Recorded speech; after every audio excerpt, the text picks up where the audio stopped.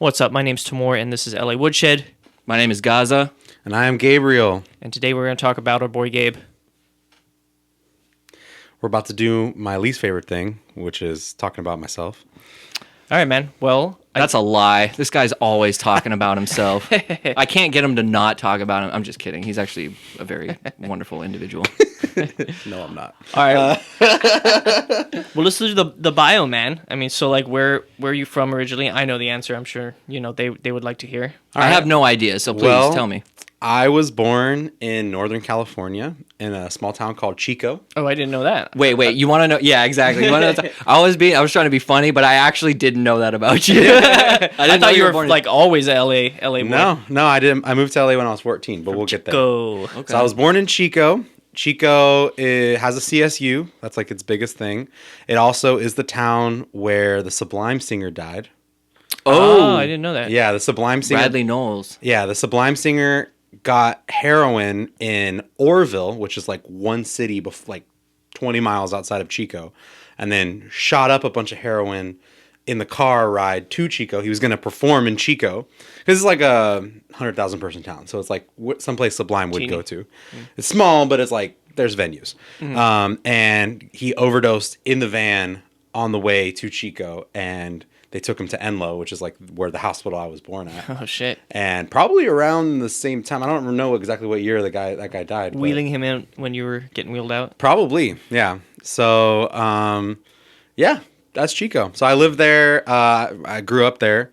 I started playing music when I was 4 years old. 4. I started playing the drums, and the story goes, my parents got me this like plastic drum set. It had like it was like an electric kit, 4 pads and like these plastic sticks that like had yarn that like connected them to the drum set. Oh shit. Okay. It was like all right. a little plastic. It was like, for a 3-year-old, 4-year-old, right? Yeah. And this is all up in Chico. This is all up in Chico. But it was electric? It was an electric. It was like an drum kit? electric, yeah, but it was like just like a really cheap plasticky thing. Uh-huh. Because really, my dad says like I've always been just playing. Like I was playing the house before I was playing this, so I got this plasticky thing, and it even had like foot pedals and everything, and I played that for like a week and just destroyed it. I like played just a ton of drums that week and destroyed it because my older brother was like a musician. He plays guitar and sings, so he already was like into it. And when you're a kid, he's 10 years older than me. I'm like, he is my idol. He was like 15, right?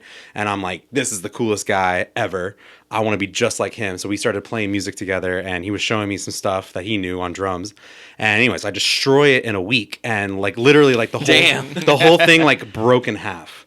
Like the actual plastic frame just and so then I like don't have a drum set for a couple of months, and then we were going to the local music shop for my brother. Wait, I'm sorry. Can I interject with like just a real funny quick thing? So do you know who Steve Gadd is, right? Yes. Yeah. Okay. So I went to a drum workshop that Steve Gadd, that featuring Steve Gadd, and he did like a Q&A, and some like I don't know. He had because I was like 14 or 15 at the time. So this kid asking the question had to be like 10 or 11, and he was like, I "Hey, wonder if it was me." Yeah. He was like, "Hey, Steve, like, what do you do? Like, how often do you replace your drums when they break?" And he's like, "Well, if you're doing it right, your drums shouldn't break." So it's funny that like you just played this. I mean, yeah, it was a plastic, It was like kit, it was. But it's just that just cheap. made me think of that. It's like, no, man, this motherfucker broke his drums. It was like a super cheap, thing, and I was just like a kid and just hitting it as hard as I possibly could. Yeah. So we go to a local. It's like a couple months later. We go to a music store in town for my brother to like get him some strings or whatever. And there was this like junior kit. It was a real drum set, but it was like super small sizes.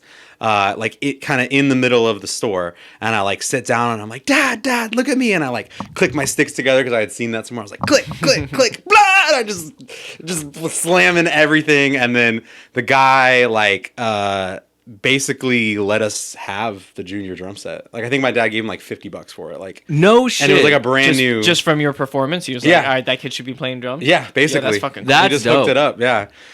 So then I had that kit for a while, and I played the heck out of it. I basically like would go to school and come home and play drums. Like this is like kindergarten, first grade, and that was Oh my shit! thing. Okay. Yeah. Oh, I was right like on. 5 Yeah, or 6. super early. Wow. Yeah.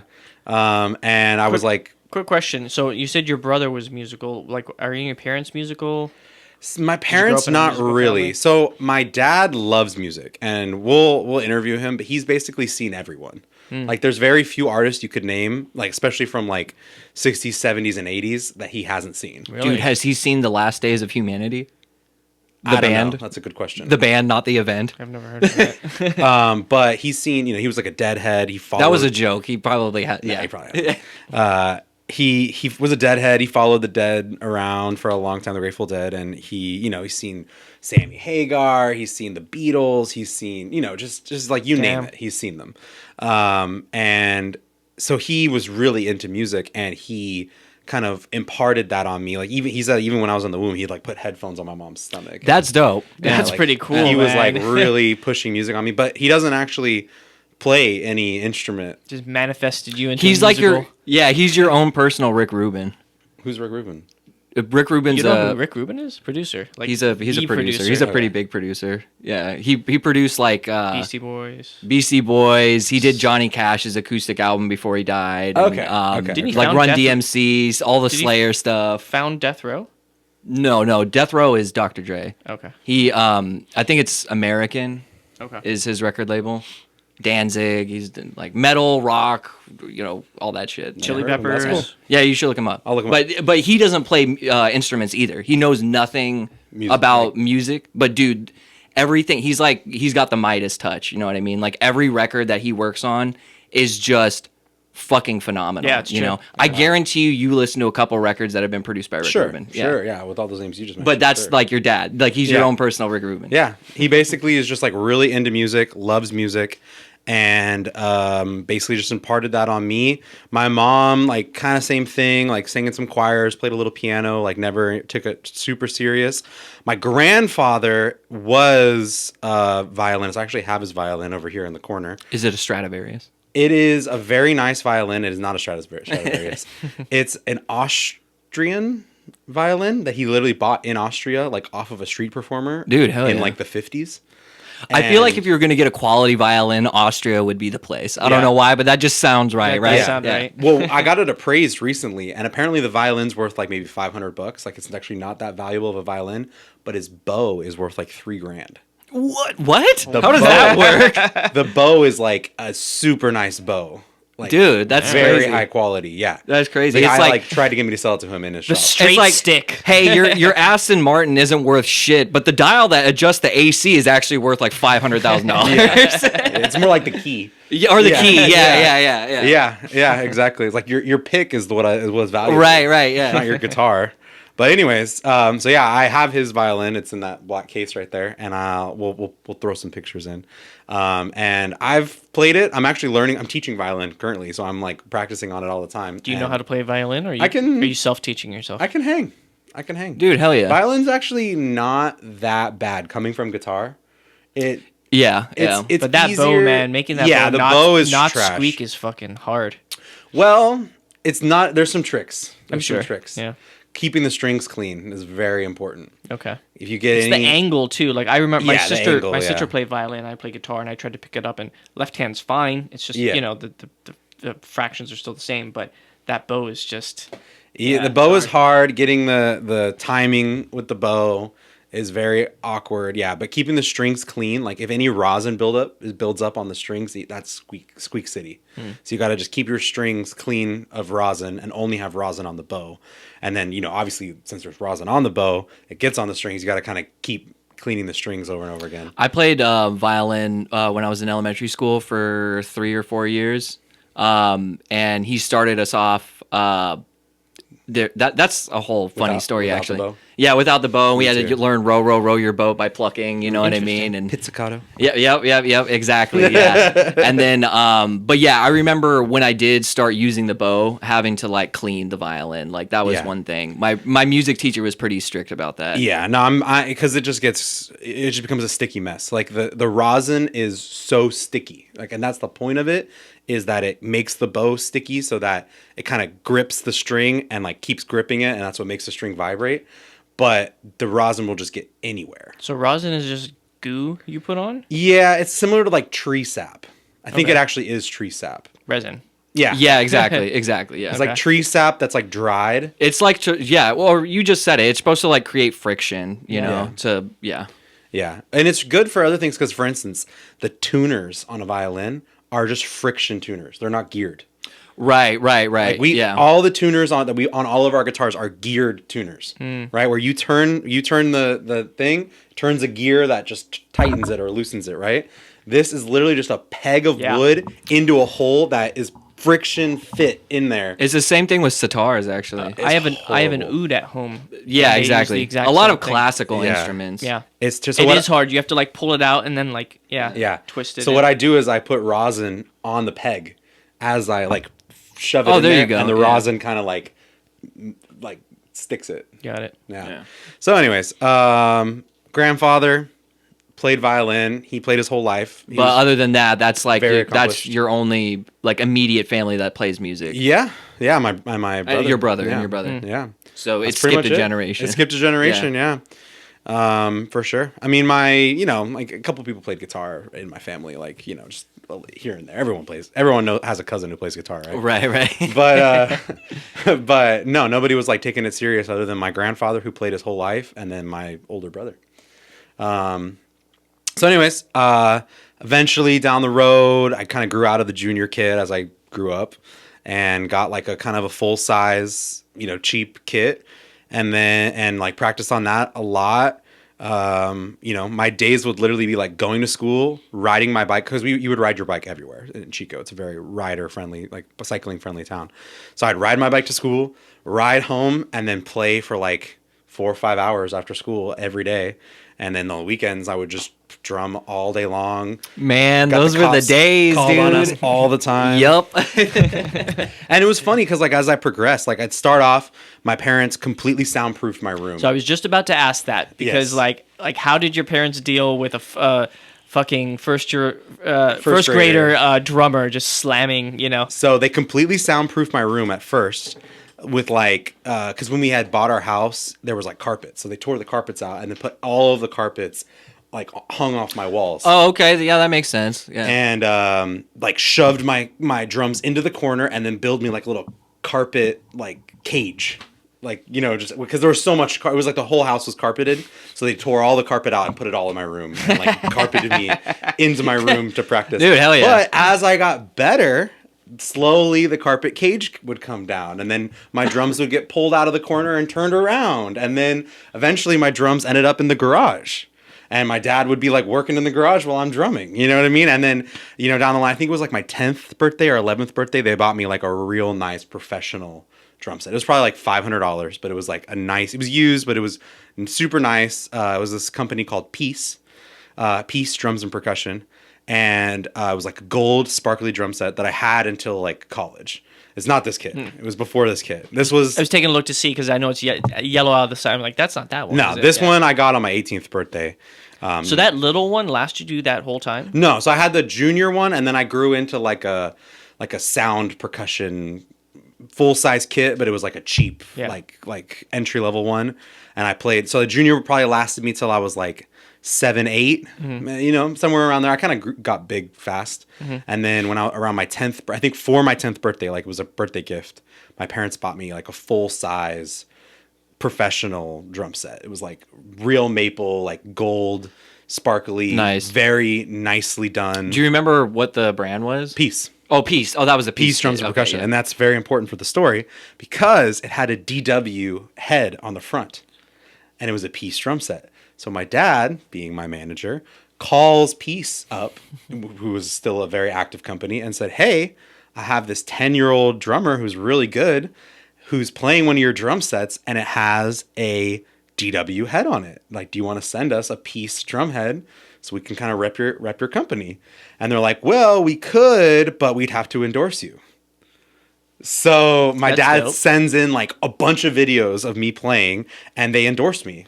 Oh, what? Yo, That's And awesome. I'm the youngest endorsee that Piece ever endorsed. I don't even think they're still in business anymore, so it's not like that big of an accomplishment. But either way, No, but it's still cool, man. that's it was awesome. cool. I It think was that's cool. cool. Yeah, one time I was endorsed by like a guitar shop, Yeah. and like, dude, yeah, they were a small shop and everything, but it's just cool, like, when you get to a certain level that someone is like, oh yeah, like, and as a 10-year-old drummer, and like, obviously you had enough chops for a in company to some be like, yeah, nowhere town, yeah. yeah, exactly. So basically, they endorse me and they want me to come to NAMM, right? And so the very first year that I'm endorsed by them, I go to NAMM. They like send us tickets or whatever. My whole family flies down to LA. That's cool. Dude, We yeah. go to NAMM as like an 11. What year was this? I want to say like 09, 09. Okay, all right, maybe all right, gotcha. 10. I know we moved to LA in 2012, and that was when I was 14. Okay. Gotcha. Or maybe we moved in 2011, and I was 13. Damn, you're 11 and 09. No, I was like 10. Yeah, I was like Yeah. 10, 11. Yeah. Wow. I was born in 97. So we can start there. I was born in 1997. So we come down to LA, we go to NAMM. And around this time also, my parents were thinking about moving out of LA. My parents had lived in LA. I think we're good, right? Yeah. My parents had lived in in Chico rather. My parents had lived in Chico for 30 years, right? They had been there forever.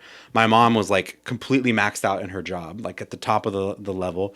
My dad was like top of his level at his job. He was working for the university, Cal State Chico. And they wanted to move. And we were debating between moving to Portland, Oregon or to LA. Oh man, Made the right Portland. move. I was gonna say you guys made the wrong move. I'm just kidding. Yo, I Dude, imagine lobbied Portland so hard. to go to I Portland? was like, For Or to Portland? LA? no, for LA. Because Oh, he okay, wanted a oh. music career. Yeah, I was like, please, like, take me to LA. And like, I had already come down a few times for NAMM. Around this time, I also did the Musicians Institute Summer Academy. Oh, wow. Oh, okay, yeah. Dude, yeah. you were in it, man. Little Yeah. from an early Yeah, I was age. like 10. I was like 11, 12 years old at the Musicians Institute. So now I know what you're saying when we were talking about like the week before, where you're like, I knew from an early age, or all I knew was like music. Yeah. Like that was the thing I was gonna. there was do, no, so. there was no You weren't- other thing. You weren't kidding. Like, There was no other thing. It was Yeah. like, I'm gonna be a musician. Musician, Is yeah. what it is. And and I was loving it. Like it was great. I was gigging, playing a lot. I did like a small little tour with this band I was in, and an album with this band Suspended Animation. And that's kind of where we started realizing Chico was like too small for me, really, was that the band Suspended Animation, I was like 12 and the guitarist and bassist were like 16, 17, right? And they were at the level to play with me, but they're hanging out with a fucking 12-year-old. Okay. They hated me. They hated me. They hated you. Oh, you guys basically hate me now. I mean, like, imagine me at 12. I was horrible. Horrible. Do you know who the Horrible. Do you know who the Cro-Mags are? By No. chance, Hell yeah. no, you know who the New Cro-Mags York, are. New York hardcore. Yeah, band. yeah, yeah. So their bass player Harley Flanagan. It was like almost the same he was story. he was a kid when he. Yeah, he in was like the hardcore 12 scene. years old, or 10, 12 years old, playing in hardcore bands in New York and stuff. And it's funny. He was probably similar- cool and not annoying. He was though. cool. I was just. I a shithead. don't know. He seems like kind of. I hope he doesn't hear. We this. literally he'll eat your wrote a face, song. dude. One of the songs by Suspended Animation is called "Shut Up," and Nice. it was written about me. Really? Oh, that's kind of mean, dude. Punking a 12-year-old. All right, hold on. Quick question. So we were talking about like you playing for that long, but in terms of like influences or genres, or like what type of music were you playing? Okay, so my oldest brother is a '90s kid. Loves Blink-182. I knew that was coming out of your mouth. Blink-182 is like, and then therefore I loved Blink-182, and Travis Barker was my idol. I set up my drums exactly like I learned every Blink-182 song that had come out at that point. That's a good drummer to idolize. And I said, because you know how Travis, all of his drums are flat, I do and not Yes, know his that. yeah. cymbals are yeah. flat. Everything's flat. I was just about to say that too. I was like, everything's all flattened out. I set my drums up exactly like Wait, that. I didn't know that. Everything So you're saying flat. that there wouldn't be a tilt? Like Everything's nothing was flat? like now I tilt things because I actually want to play like the tops of my drums. But I think Travis- that's a good angle, though. I mean, there's drummers that have their drums like straight up, like looking at them. Yeah, that's too But far. but flat is like a little too. Yeah, extreme, but it you know? looks super fucking cool. Yeah. And like I wanted to be just like Travis Barker. So like I was crazy. I studied like I would literally play songs on repeat. Like okay, the very first album that I kind of learned to play drums to was Joe Jackson. Is She Really Going Out With Him? You know that song? Yeah, Is she yeah. really going Yes, out yeah. with him? Is she really gonna take him home tonight? Anyways, that was the album. It's like a total 80s album, and I would just sit there like, like groove into this album, right? And that was like my shit. And then from there, I kind of started getting into Blink-182 because of my oldest brother. I'd learned everything off of like Damn It, everything off of Dude Ranch, everything off of Enema of the State, everything off of Anthem Part 1, Anthem Part 2. Like, I could probably still to this day play all of those songs. Dude, hell yeah. I know like every Blink-182 song drum part. So, like Adam song, like all of that.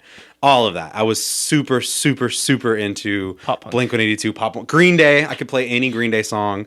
Like, Simple Plan, all of that was like, I would just eat it up like all day long playing that stuff. And I got some lessons from this musician. His name was Sid Lewis, who actually went to jail for like fondling some kids or something like that. Yeah. But You made it out. I made it out. He did not fondle me, and Wow. he was that a great took a left turn. he was a great teacher, though. He taught me how to like jam. That was his whole thing. Oh, dude, yeah. He called it Jedi mind melding. And basically, we would just sit, and I would play drums. He played guitar. Okay, and all he right. would just like jam on guitar, and I would just drum like with him, right? And he's the one who kind of hooked me up also with that older band that I ended up just Suspended Animation. He was teaching those kids, and he kind of recognized that we were all at the same level, and like put us together, and had us, Nice. had us, kind of go off and do stuff, and that's and that was everything. Also, the craziest opportunity of my youth of Chico before moving to LA, the drummer of The Offspring lived in Chico for a while. His name's Pete Parada. And for like probably when I was 13, 14, I took about a year and a half of lessons from Pete Parada. No shit. Yeah. That's dope. Oh, man. That's fucking so I got crazy. super into The Offspring, obviously, as well. Sure, of course. And he also played for Face to Face. He's like, hey, have you heard of this band, The Offspring? And you're like, no. He's like, oh, that's my band. And then Yeah. like years later, you're like, wait, what? well, no, I mean, I knew it. Or did you know at that time? I knew at that time he gave us backstage passes to come watch. No shit. Oh, That's The Offspring. cool. I met like what's his face? Is it Dexter? That's his name, right? The singer? Dexter. Yeah, the yeah. lead singer. Something like, yeah. And yeah, so like I went to like Mountain View in like San Francisco, huge arena to like watch them play with backstage. Dude, That's incredible. You have a cool origin story. I didn't know any of this about you. Yeah. Any of this. That was the best like highlight of Chico for sure. And he taught me a lot about being like a studio musician, a pro musician, how to like handle yourself, how to act, how to what happened? What? I love you. I'm just How to kidding. like, he was like, you gotta like, play just meat and potatoes. And I really didn't like heed what he was saying even at that time. You're not going to. You're yeah. not going to Well, as a kid. we'll get there. It We'll get sinks there. in though when it comes later. We'll get there. But what I will say is while I was taking these drum lessons from Sid Lewis and Pete Parada is kind of when my guitar itch started, because my oldest brother played guitar. So I always kind of just learned some songs from him, like when I was done drumming. And like I learned, my basic campfire chords and stuff like that. And I would watch like Sid Lewis play, and he was a phenomenal, like just strings player in general. He played mandolin, he played banjo, he played guitar, he played everything. And I just like thought it was so cool watching him play stringed instruments. And then that kind of got me like hyped on it, especially from a drummer's perspective.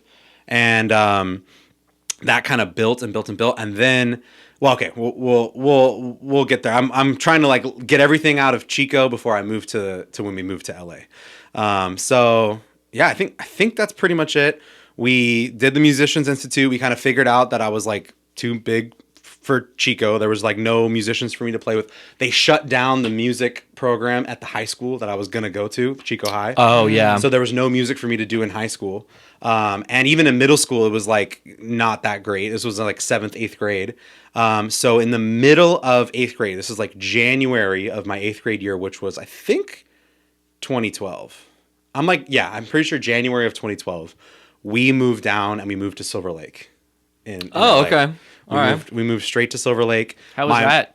It was crazy. That was That's a crazy place for a kid to move from to, from in like the 100,000 person like heart of- redneck town. You know, Chico's heart not of that redneck. stereotypical Los Angeles. To just straight, just like, you know, a couple miles from downtown LA. Yeah. What year was this? 2012. Oh, okay. Yeah. It was crazy. It was crazy. That was Culture shock. a huge culture shock. And I started going to Milliken Middle School in Van Nuys or Sherman Oaks or whatever out there in the valley. And my dad had gotten a job. My mom didn't have her job yet, so she was still living in Chico. There was about a year where my mom was still in Chico. And Oh, shit. My dad and I were living in LA, and we would like fly back all the time, or she would fly down to us like on whenever she could. Like it was kind of a crazy like long distance family. And Your brother was with you or up there? my brother was at this point, you know, he was like 24. He's 10 years older doing than this me. thing. Damn, he's that much older than He's you? 10 years older than me. Yes. Oh, fuck. So, but when I was 14, he was 24. Damn. So he was already moved out and like doing his own thing. And I think by this time he was living in San Francisco. Hold on, let me just double check. We're not about to.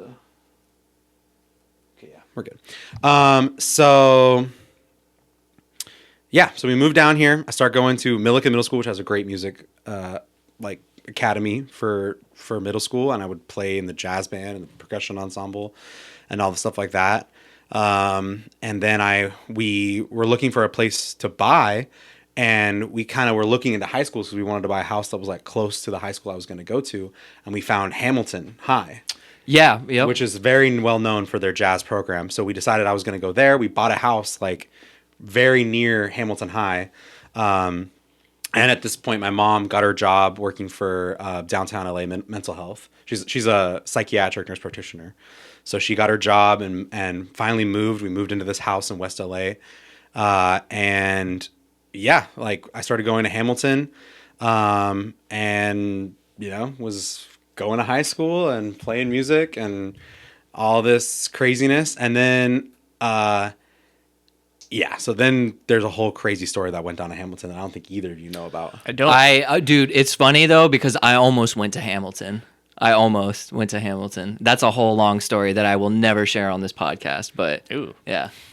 Honestly, my story with Hamilton is I'm a little scared to share on this podcast. Then don't. We'll talk about it after. I'll do it. It's Are you sure? It's okay. There's no going back. There's no going back, but also I didn't like nothing bad happened. Okay. Nothing. I mean, bad shit happened, but mostly to me, not that I did. Okay. Ish. So basically, You're like, look, the fire started itself. Okay. basically, I go to Hamilton, right? Mind you, I'm like 15 at this point, and I think I am the fucking best drummer in the entire world.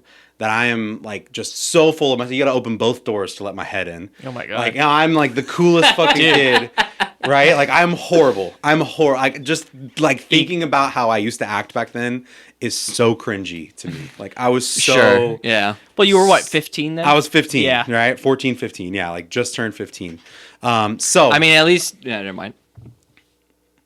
love you. What do you? What does that mean? I was gonna be like, at least you're not 36 and acting like. I'm just kidding. I was just kidding. Bro, I'm humble as shit. Yes, you are. You are. I'm just kidding. No, you're good. So- what kind of denim is this, bro? Japanese. Feels fancy. Yeah. What kind of gentleman you're doing?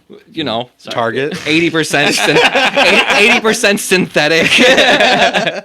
All right. Go. So I go to Hamilton, and like a couple weeks before my freshman year at Hamilton, I joined the drum line at Hamilton. Yep. Right. So I'm immediately onto the drum line, and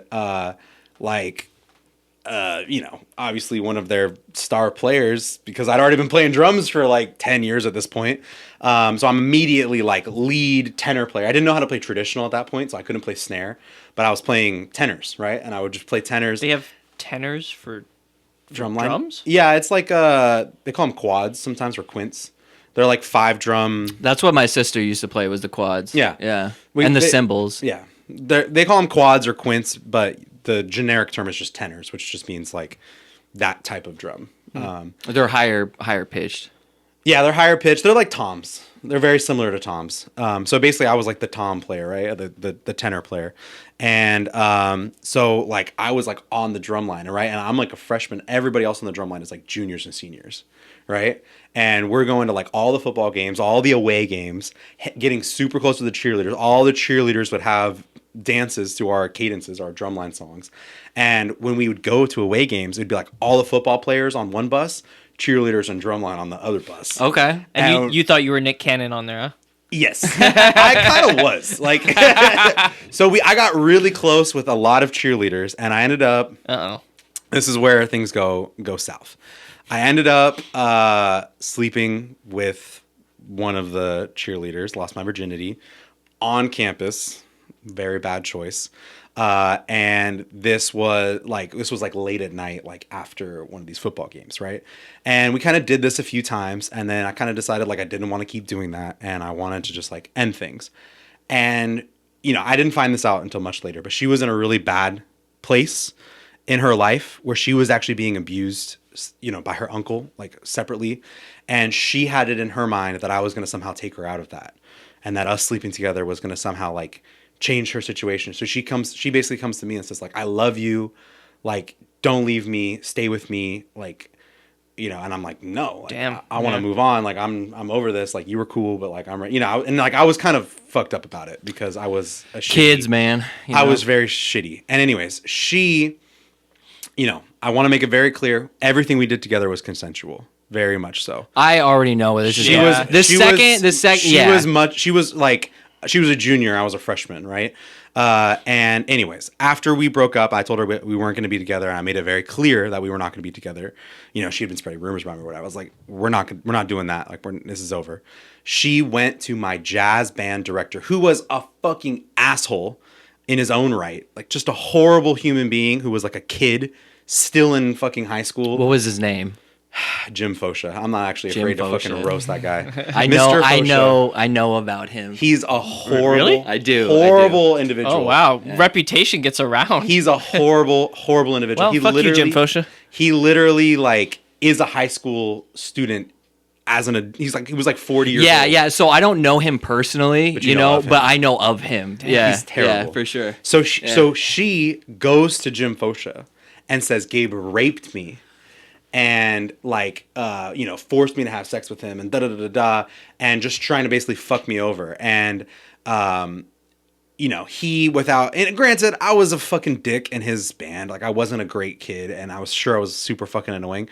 That's all the ammunition he needed. He just pulls me out of PE class. I will remember, this is like one of those burned in memories, pulls me out of PE class, grabs me by the shirt and is dragging me across the entire campus, cussing me out, saying, you're a piece of shit, you're a terrible human being, like just like your parents moved all this way for you and you're just gonna ruin it all and now you're gonna go to jail, just can't even believe it. And I'm like completely in shock. I have no idea he didn't even really tell me what was happening, but like I know some bro, I'm gonna stop you right here, okay, for a brief second. I know we're like talking about music and everything, but what you went through, dude, that is traumatizing. Yes. In a way that words can't really like express just how fucked up that is, you know what I mean? And that to be falsely too. Yeah. That's fucked. Yeah. So extremely fucked. I just want to say that is like that is not lost on me. Yeah, you know I'm what I sorry mean? you went Like through that. that's it was crazy. It was definitely traumatizing. I was in so much shock that I couldn't even defend myself, deny it. Anything. Yeah. I was like, well, you're 15. Like I was 15. Like, how do you even begin to comprehend that? 40-year-old who was like my director, who I had respect for, is literally dragging me by my shirt, across campus while cussing at me at the top of his lungs, just saying all the worst things you could possibly imagine, like an adult would think to say to you, just it was after horrible. 40 years of just a brutal existence, he's just unloading on this 15-year-old kid. Yeah. I could have been something. But like his shit was like hard. Like he was like, your parents moved down here and you're disappointing them and you're just through your whole life, like just like the most fucked up shit that he could possibly have said to me. He's just yelling at me while dragging me across this campus in my gym clothes, pulls me into the main office where he's got his little cronies there, and this girl who I had slept with was like crying, and she was like, oh, like, just don't touch me again. And I'm like still in shock, and he's just just going on. He literally just basically cussed me out for like an Oh hour. my God. And I finally like the end of school happens. I go home, and I'm like just wrecked. My mom's like, "What the fuck happened?" Like, I basically don't even know what to tell her because I don't want to like tell my mom that I like had sex on campus. Yeah, with this of girl. course, You know what I mean? yeah. I don't even know what to say. I'm just go to school the next day. My very first class of the day is piano class. All right, and granted, all the teachers. First of all, I didn't know this till later. He told every teacher after school what had happened. Right? He gave the story to every teacher. So I walk into piano class and this teacher's just like frowning at me, just already thinks that I'm just this horrible predator. And we're sitting there in piano class, and the woman who I slept with comes in. I want to protect her name because No, that's good. That's good. Yeah. Reconciled much later, and we talked. Oh, really? Yes, we talked. Oh my God. Yo, out. this story is actually a little triggering. I'm not gonna lie. It was fucked up. So anyways, yeah. We're in piano class and she's like foaming at the mouth and like just so fucked up and high, like clearly. Holy shit. She tumbles over and like smacks her head on the piano and like passes out. And I'm like, and she sits next to me. Like we sat next to each other because we were like kind of dating, right? Like not really, but we were like a thing, right? And I'm like, what the fuck? Like I can clearly recognize that something is not right with her. And I like go get the teacher, and the teacher's trying to like brush it under the rug. She's like, let me get you some coffee and like, give you some Advil. She's like, and, ODing. Yeah, she's literally ODing, can't even communicate. I'm like, are you there? Oh fuck. Cut it. We'll cut that. We'll bleep that. Yeah. Are you okay? Like, are you there? La, la, la, la, la. She's got nothing. Like, she's just not even there. She's not even there. And so I realized that this teacher is not going to do anything to make this, to save her. So I run down the stairs. I'm on the third floor of the building. I run down 3 flights of stairs to the main office and run into the office. And as I run in, there's a cop, like, standing in the main office. Like, just full uniformed cop. So I run right up to him. I said, hey, somebody's in trouble on the 3rd floor. They're ODing right now. We need your help. Please follow me. And he's like, okay. And we go. And we start running back up the 3 flights of stairs. He's like calling for backup on his radio while we're running back up to the 3rd flight of the this stairs. took a turn. We run into there and she's like still foaming at the mouth, like laying on the floor. And he like picks her up, puts her on her side. Like paramedics come, they take her. I never saw her again after this day. She gets put on a stretcher, taken. She survives, but I never see her again. She's just gone. Poor girl. I mean, obviously what she did wasn't right, but you could tell she was going through hold on. I'm going to say this. Horrible spot. What she did was criminal, okay? I agree. What she did was fucking it was. Period, point blank. No. But you can still have empathy for that's exactly what I'm going to say. Right? That's what I'm going to say is that like clearly like, there was in fact very heavy oftentimes people who end up doing criminal shit are going through come from an abusive background and stuff. Yeah, and like I said, I found out later that her uncle, who like lived with her, was abusing her daily. Yeah, and she couldn't do anything. No one believed her, and there was like no way out of it. And she just wanted to get out of that situation. She thought I was going to take her out of it. And then is this what she told you like later? Later, like in college, we reconnected like via social media, and she told me all of this, and like. Basically, she was like, I'm getting out of this one way or the other. I'm either going to OD and die and be done with it. What did she take? Did she ever tell you? No, but it was some sort of pills. It was probably like some sort of opiate. Yeah. Or I'm going to like, get a bunch of attention dragged toward me and figure it out, which I guess is ultimately what did happen is she went to like some sort of like 5150, situation and, got out of it. So, honestly, props to her. She got out of it. She figured it out.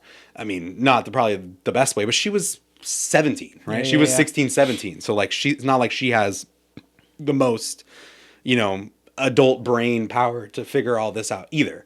So anyways, she leaves on a stretcher, right? Never see her again. Cop goes with her, ambulance takes her away. I go to my next class, right? Another teacher who's just fucking scowling at me and treating me like shit. And I get a note like, Gabriel, come to the main office immediately, right? I take the note, I go back to the main office, and I walk in, and they're like, go into this room, like this meeting room, and I walk in, and that cop that I had just had that interaction with is waiting for me in that meeting room, and he's like, I'm here to investigate an alleged rape. Oh my fucking God. It's the cop. the That's same- why he was there in the first place. Oh no. Yes. And I finally, like, at this point, like, have my wits about me, and I explain this whole fucking thing to him. I'm like, look, the girl I supposedly raped was that girl whose life we just saved together.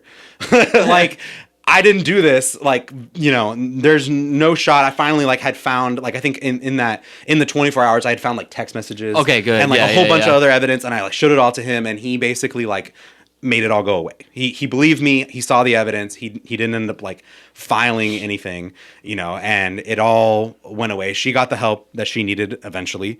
And, you know, but I never got let back into jazz band. Fosha never got any reprimand or any sort of, you know, anything that came to him. And That's the dark side of tenures and unions. They Yeah. protect assholes too. yeah, and I basically like that was like after around like second semester freshman year that all this went down, and I never was like let back into jazz band. And I had like that summer, which was like horrible. I had like no friends, and I just stayed home all day. And then I came back for my sophomore year, and I still wasn't in jazz band, and I was like in their percussion program, but it was really bad, and like there was basically just nothing for me at Hamilton. Rumors were still around, like flying around that I Yeah. was some sort of rapist, getting death threats in my locker, and like my bike vandalized and all the shit like that. Like Dude, that sucks. it was crazy. It was crazy. So I realized Yeah. I couldn't stay there at Hamilton. I don't want to get into that anymore. conversation, but it's crazy to me how this girl could just make some bullshit up. Like, and look, I get that she was going through some shit, but you know, I mean, I don't know, dude. I mean, there's people who go through a lot worse than that, and they don't fucking do. It's just crazy to me that one little statement can totally like fuck someone's shit up. You know, I'm sorry, I'm getting a little upset right now. No, for Yeah. sure. It's also not uncommon. That same thing happened to my neighbor in high school.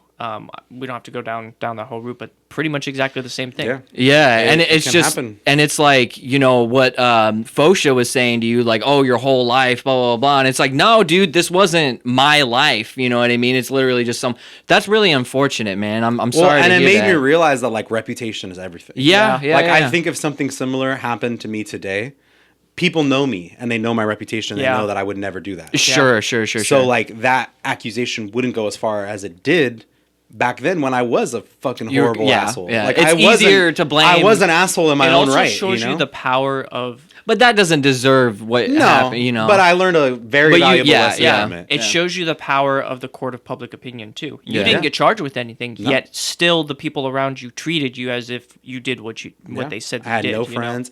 Like the people who I would like hang out with at lunch and nutrition and lunch would just roast me. And oh my just God, treat me like nutrition. I forgot they used to call it nutrition. just make fun of me and just treat me like shit all the time. And then around this time, my oldest brother also passed away of a drug overdose. Because I used to have shit. Yeah. an older brother who's 15 years older than me, and he passed away like just a few months after all of that shit went down.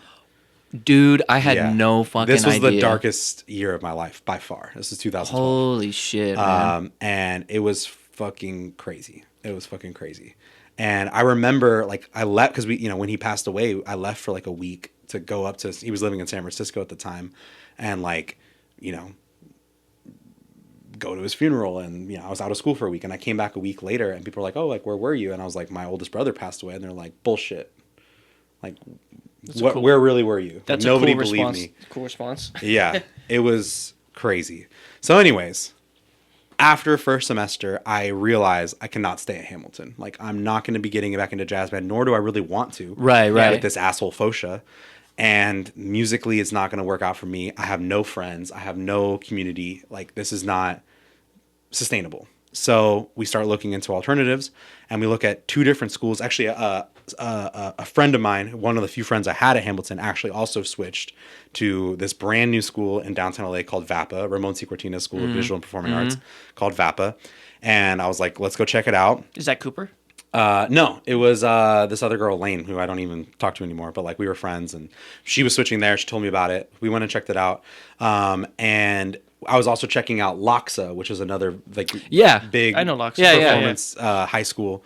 And basically I met my favorite teacher I've ever had. His name is Jonathan Kenyon. And I met him the day that I went to VAPA for like the first time, and he watched me drum, and he was like, yeah, like you can come here. We'll let you in like second semester. Like we'll let you in January. And this was like December, right? Like he was like, we'll let you in like next month. And then Loxa was like, well, we can't let you in until August. So I was like, well, let me just go to VAPA because I can get the fuck out of Hamilton because this is terrible. And then if I don't like VAPA, I'll switch to Loxa in August. And I ended up loving VAPA. VAPA was great. Mr. Kenyon was an amazing teacher to me. It taught me so much and really got me into jazz, which I have him to thank for. I want to get into that in a little bit, but yeah.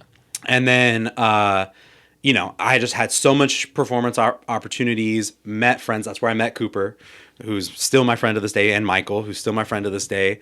And, really developed a community, was able to like process and heal from all of this trauma and have people around me who cared about me and loved me and made music with me. And I basically got out of that crazy situation and had an amazing end of high school experience. Like my last 2.5 years of high school, or like 3.5 years of high school were great. That's awesome. Absolutely great. That's awesome.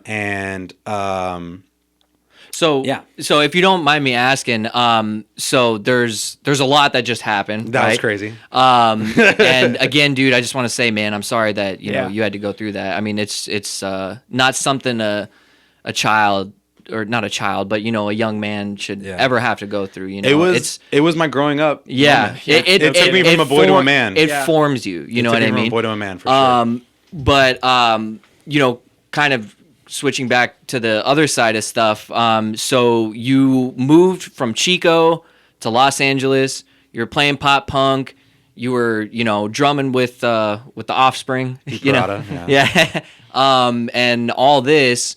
Now, when I met you, dude, like I knew you as strictly a jazz musician. To be honest, I had no idea that you even knew what pop punk was. Yes, because that's how much of a jazz head that you are. I very much fell down the jazz hole. And not even in like a pretentious way. Like there's people that will be like, oh, I like jazz, but they're really doing it just because they want to seem like they're better than you. But no, you genuinely like jazz in a very uncool way. And I mean that. Which makes it cool. Which makes it cool. Yeah. So how did you go from Travis Barker, pop punk, all that shit into jazz? Basically, drumline was the bridge. And I got into like ensemble, and like I was in a couple drum ensembles. So I kind of got into ensemble music, right? Playing in an ensemble, not playing as just the only drummer in the band, but playing like and making music, right? And really, really making music and not just hitting things, right? Yeah. And as that kind of progressed, as my freshman and sophomore year, I was on the All City drum line. Oh, which nice. is citywide, Los Angeles Unified wide drum line. And they also have an all-city jazz band. Oh, okay. So I did freshman, sophomore year in the drum line. And then, my sophomore year, I had switched to VAPA, and I was in the jazz band with Jonathan Kenyon.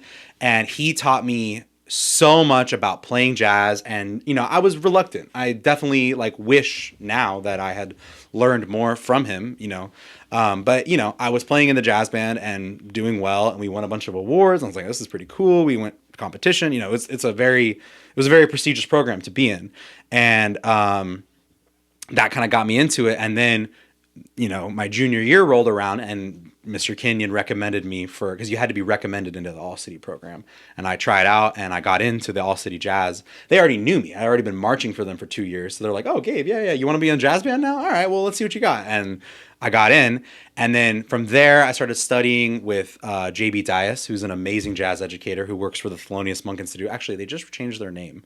Then it was called the Thelonious Monk Institute, and he would run the All City Band, and he taught so much about how to play music, and he plays a bass player, and he loves drummers. So he just spent so much time with me, like one-on-one, teaching me all this stuff. Cooper was also in All City Jazz with me playing piano. And is that when you two met, or no? We had met at VAPA. He went to VAPA but he was just also there, and with All City, we got to play the Hollywood Bowl. We got to play the Playboy Jazz Festival. Nice. I got to open for Snarky Puppy. I got to meet everyone at Snarky Puppy. Is that how you were introduced to their music? I kind of was already into Snarky Puppy actually before. So that must have been fucking dope. It was awesome. Yeah. Loved that shit. I was so into it. And it was great meeting all of them. Like I met my idol drummer, Larnell Lewis, and like asked him a bunch of questions, and it was great. And, you know, so I started like really getting into jazz just because I was in all these great jazz bands and great programs, learning a lot of jazz. And it started to really like build on me. Like, you know, I started to really connect with it. And then, you know, as my senior year rolled around, JB Dias is a huge advocate of education and, you know, music education, jazz education. And he has connections at Cal State Long Beach. And he basically like kind of ushered me in, you know, or his real connections are at UCLA, which is where the Thelonious Monk Institute is. But, you know, all of these SoCal colleges are very close. And exactly, all of the jazz departments are small. You know what I mean? So I ended up... The music world is small, dude. It's small in general. Yeah, and then educational music is smaller. And jazz is even smaller. Is like, yeah. So he kind of... This is actually the entire jazz, like... Yeah. Right, you know what I mean? Right. So he kind of ushered me into Cal State Long Beach. And, you know, I had tried out for like CSUN and UCLA and USC. I also tried out for Berklee School of Music. I got in... everywhere except for UCLA and USC. You got into Berklee? I got into Berklee. Huh.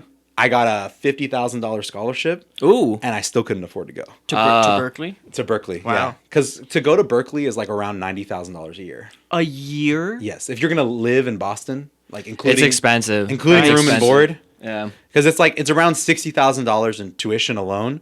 And then you have to live in Boston, which is another like expensive place. Yeah. Damn, $30,000-$40,000 a year. So you either have to be rich or live in Boston. I couldn't afford to go. And even with a $50,000 scholarship, I think I even managed to I'm glad you didn't take loans out. I was considering it. Dude, that would have been the worst financial decision ever. It basically came down to, you know, I wanted to stay kind of local, and you know, I had really just moved to LA like 6 years before this, 5-6 years before this. So I was still kind of new to LA, and I was like, I love it here. I want to stay here. And, you know, I visited Cal State Long Beach and really saw their program and met Chad Wackerman, who was my private instructor at Long Beach. And he's a phenomenal drummer. And plus, they're like the jazz radio station in LA. You know what I mean? Jazz radio station in LA. They have a. They are literally the epicenter of jazz in Los Angeles. And literally without any scholarship to Cal State Long Beach, my parents could afford to like send me. It was like $11,000 a year to go to Cal State Long Beach, including dorm and food and books. Oh, really? Everything. It's like $11,000 a year. So it was very affordable to go there. So I went to Cal State Long Beach, and it was... Quick question, though. So I don't know if you mentioned this, but did you mention the switch to guitar? We're getting there. Okay, gotcha. We're getting there. So you haven't switched to So guitar? I played a little guitar. You know, like I said, I had started learning when I was like 10, 11, 12. I really got into guitar after we had moved down to LA. My mom really wanted me to keep my like Jewish heritage. So she sent me to this camp called Camp Tawanga. And obviously there was no drum set there, right? There was no drum set there. Why, obviously? You're like, why am I here? Well, there just wasn't. Like, it was like a small camp, and they had these really nice Martin guitars. They had like 3 Martin guitars. Okay. And no drum set. So I'm like, well, I'm going to play music. Like, there's no shot I'm not going to play music. So I started getting into guitar and learning a lot of chords and learning from like other guitarists who were there. They had this Camp Tawanga songbook that had like and it had like all Country Road and Beatles songs. Oh, okay, that's cool. Like, you know, just all. So it wasn't like klezmer. I was just about to say there was definitely some Jewish songs and klezmer music in there, but they had just like a bunch of, you know. But it was like folk your music. Standard, folk music. Yeah. And so I got to the point where I could just read all of those, like every single, and I was like the go-to guitarist like around because I just knew all my chords and I had like good time because I was a drummer. Yeah. So I would be like the guitarist for everybody, and like I would play a bunch, you know, and I really got into guitar there, and I went like 2 years in a row, and I started really getting into guitar. Still in high school, still playing drums, still loving drums. I get into Cal State Long Beach on drums, and then the summer between high school and college, I have this whole existential crisis where I like fall out of love with drumming. And I decide like I don't really want to practice drums anymore. I've been doing this at this point for like, you know, 15 years or something. I'm totally over it. Unpack that a little bit. Was that just because of how long you've been doing it, or was it something about the instrument itself that you didn't like, or did guitar speak to you? Like, why? I think that it was mostly because I just felt like I couldn't express myself on drums. I get that. Sure, I felt like- I've met at least 2 other drummers who have said that. Yeah. Yeah. That Well, there's something missing about the melody, harmony. that's right? the thing. There's It's there's being able notes. to percussion emote more Yeah. on guitar and things like that. So yeah, I think I kind of just hit this spot with drums where like I had really explored all I cared to explore with like technique and ability, and I call it speed stick, right? Like soloing, right? And it was to the point where like I was overplaying everything. Like going back to what Pete Parada had told me, he's like, you got to play meat and potatoes is what he would call it. Is like just straightforward, simple stuff. Your fills have got to be There's nothing worse than a drummer who fucking overplays. It's just like, dude. I mean, that was me. That was me in high school.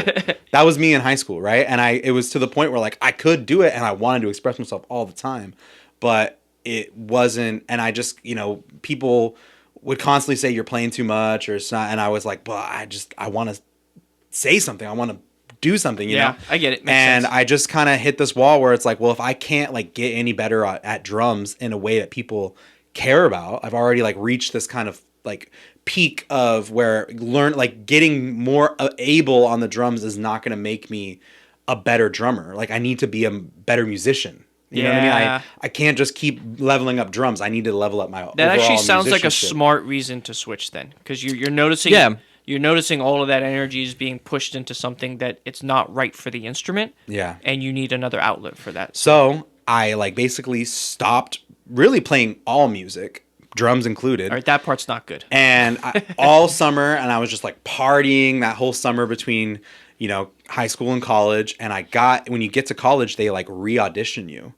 And I blew my freshman audition. Just forgot how to fucking play. I basically forgot. I couldn't sight read, right? That was a big part of it, was sight reading drum music. And I was great at it. Like when I was in All City, we would sight read all the time. And like in high school, I was a great sight. And that's why they let me in, is like I sight read some crazy shit at my audition. Like, while I was in high school at my audition to get into there. But then I came around freshman year, like we're re-auditioning you to place you in your band. And I couldn't sight read anymore. Like I couldn't. How long did you not play music for to get to that point? Probably like 4 months.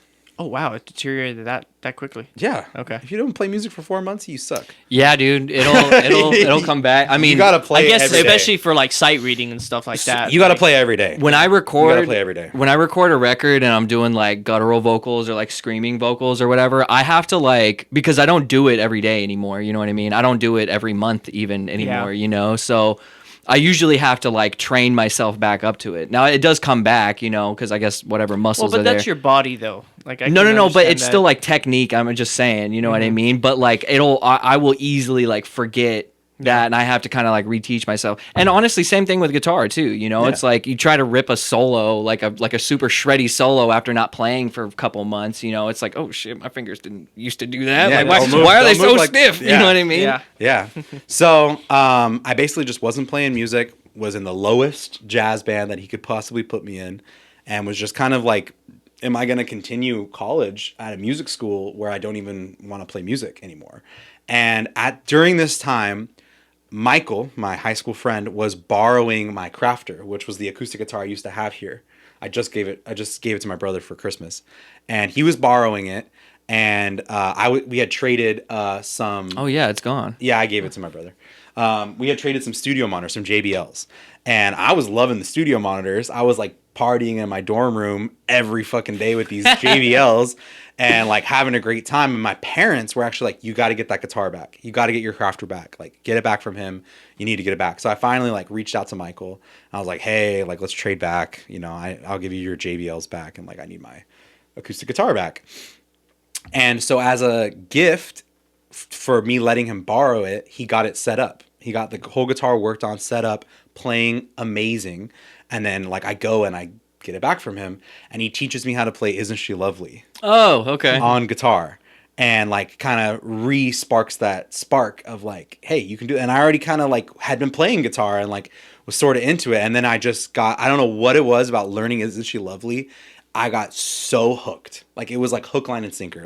Instantly, I'm a guitarist now. That's it. And I started practicing guitar 6 hours every day. I had Right this on. cheap guitar is actually the guitar that's on the front porch, on the skeleton on the front porch. Oh, okay. Oh, okay. I literally would take that guitar with me everywhere. I bought it for $30, and I would just have that on me 24/7. That's such a G move. Just I would like cheap ass guitar and just dude, carry I it would around. skateboard around with it around Cal State Long Beach. I'd be playing all the time. I was known as like the guitar guy. It was pink at the time. I spray painted it gray now, but at the time it was like hot pink sparkle. And I would just be riding around with a hot pink sparkle guitar, practicing all day, like just shredding, working on finger dexterity, working on jazz, learning chord melodies, learning how to play all these chords. I was getting guitar lessons from this guy Zane Johnson, who was a jazz studies guitarist, and we would trade like dining hall meals for jazz lessons. Oh shit! And he would just teach me like I would be learning so fast. Like he would give me like a lesson every 3 days. Like he'd teach me something, I'd learn it in like 2 days, and he'd give me another lesson like 3 days later, and then boom and boom, and I was just like going crazy and playing guitar all the time. I basically did that from like second half of my freshman year of college till the end, and I spent 5 years in college, including I went to Europe. I spent like 6 months. That's right. Yeah, abroad. I was gonna ask about that. I took cheap Ibanez that I bought for like also about $50 across Europe with me, and just played guitar all the time, like all my free time. I was just hooked. Like I can't even describe it. It was like, dude, brought yeah, so much just joy and like good feelings, and like it was so healing. Like so much of my past trauma, like I could just like let out. It in does there something to you, and just like you talk about guitars the way I talk about synthesizers, dude, and just learning like straight up harmony and melody, all these things that were so foreign to me as a drummer. And I'm learning like voice leading, and I'm like, oh my god, voice leading, like holy crap, like this is the most amazing thing ever. And just getting so deep into it, and just learning jazz and getting So you had officially transferred your instrument by that time? No, or? I never actually transferred my instrument. I was so you just still a drummer. bullshitted your way through college through drums, an instrument you barely practiced, just enough to keep up, to get them off your back. I practiced, and then you just put all your the energy into minimum guitar. amount. Yes, the absolute Such minimum a wild amount. way to do school, dude. And my jazz director like hated that. Yeah, he was I'm sure your like, drum teacher was like, "What the fuck, dude?" Dude, drum teacher like was like, I don't even know what to teach you, bro. Like you're not playing drums. Like, did you practice what we worked? No. Like, you know what I mean? Like, well, what were your grades like then? Not great. Okay, all right, that's consistent. Not great. And basically, it was to the point. Your dad's like, "How are you failing out of music school?" I wasn't failing. I was like skating by, like B and C student, but like literally like just like 2.7 GPA. Just enough to like keep everything at bay. Get that and piece of paper. Keep progressing. And I would bargain my way to let them play, like, so I could play guitar, to let me play guitar. So he would be like, all right, you got to play for any ensemble I put you in on drums, and then I'll let you play in a combo and jazz improv on guitar. So I got to take jazz improv, 1 and 2 on guitar, and I got to play in combos my last like 3 years of college on guitar. But I was playing in like 2 combos on drum set, and the vocal jazz program on drum set, like the vocal, because they needed a little combo to play behind the vocals, and a big band. So I was playing like 4 ensembles on drums, and then another ensemble on guitar, and taking jazz improv on guitar, and like practicing guitar. All I wanted to do was practice. I didn't want to do any coursework. I would literally just do the bare minimum to like get a C and just skate by and just spend all my free time playing guitar. I was hooked. I still am like that. I play guitar like still to this day, like 2-3 hours a day. Yeah, for sure. Like I just can't get enough. I have a $150 acoustic that is the replacement for the Daisy Rock, like, which is what the other acoustic was. And Sparkle. The pink sparkle, which I eventually painted gray. Couldn't handle the hot pink sparkle anymore. But I just play guitar all day long, and it's like just my thing. Like my day doesn't it kind of feel took complete. a little bit, but you got like eventually you needed drums and you needed everything else to kind of like really find your instrument, Yeah. Honestly, it's probably good that you didn't pick up guitar until later. You know what I mean? Yeah. Like it. But what I will say is that learning guitar made me a better drummer. Really? Yeah, 100%. for sure.